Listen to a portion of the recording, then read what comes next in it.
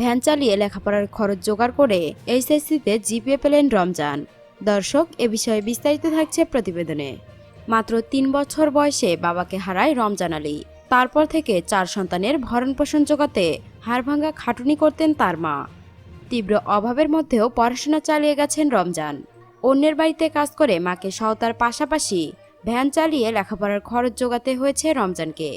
Van চালিয়ে ক্লান্ত শরীর বিছানায় এলিয়ে দেননি রমজান। এ সময় মনোযোগ দিয়ে প্রস্তুতি নিয়েছেন এইচএসসি পরীক্ষার। সফল হয়েছেন এই সংগ্রামী শিক্ষার্থী।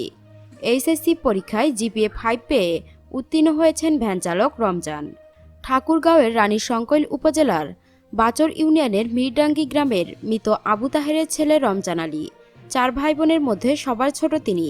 মিরডাঙ্গি উচ্চ বিদ্যালয় থেকে এসএসসিতে জিপিএ 4.11 পেয়েছিলেন তিনি।